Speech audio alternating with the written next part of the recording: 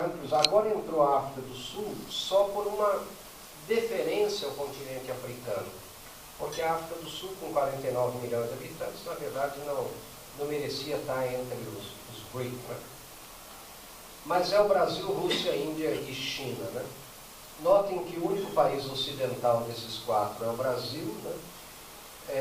E onde estão os investidores tradicionais? São chamados G6. Não é o G7, porque o 7 inclui o Canadá, e o Canadá não é um grande investidor. São os Estados Unidos da América do Norte, a Europa tradicional, a Alemanha, a França, a Itália, a Inglaterra e mais o Japão. Notem que esses países não conseguem sequer ler o alfabeto da Índia, o alfabeto da China, o alfabeto da Rússia, né? A Índia, para terem uma ideia, eu vou bastante a Bangalore, dou aula em Bangalore, em New Delhi, né? E também em Shenzhen e Xangai. A Índia tem 1.652 dialetos, para terem uma ideia, 325 idiomas, né? Sendo 22 idiomas oficiais na Índia.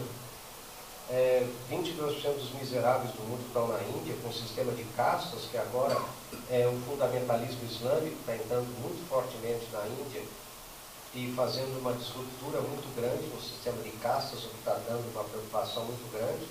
O governo da Índia está dando 5 bilhões de dólares para as igrejas hinduístas, para tentar reviver as religiões hinduístas tradicionais, para ver se faz face ao fundamentalismo islâmico, entrando muito forte.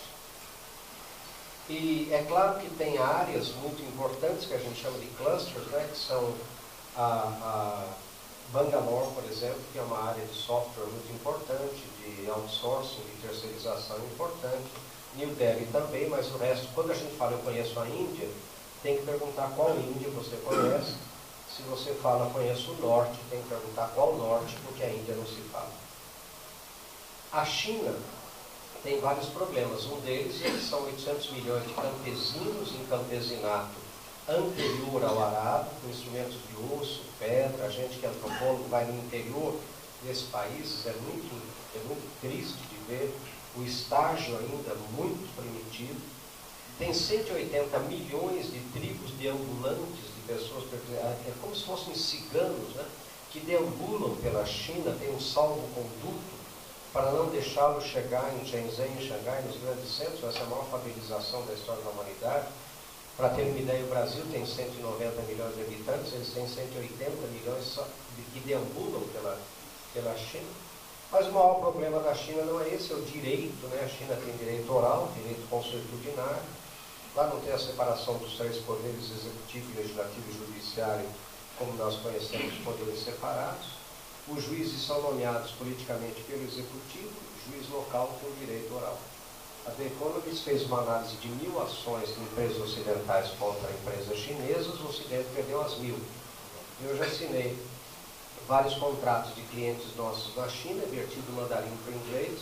O inglês difícil de a gente entender, a gente acha que é até meio proposital, aquele inglês macarrônico. E a última cláusula é muito clara, na dúvida, vale a versão em mandarim, o foro é local, e tem o nome do juiz no contrato, que é uma coisa inusitada, né?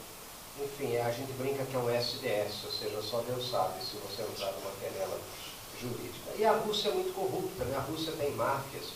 E o importante da Rússia é a energia. 93% do output da Rússia é energia. E ela é importante porque a Europa depende da energia russa, né? Então, o que está acontecendo? Agora vejam bem, a Índia tem 1 bilhão e 200 milhões de habitantes.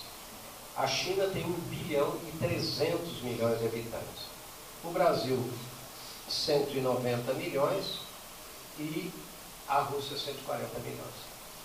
É claro que o Ocidente, esses investidores, foram como loucos na Índia e na China, aproveitando pelo menos 10% ou 20% dessa população que pudesse consumir, que seria um mercado brutal.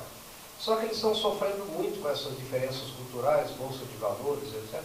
E a pergunta, mais ou menos de 3, 4 anos para cá, que o mundo faz é why not Brasil, por que não o Brasil?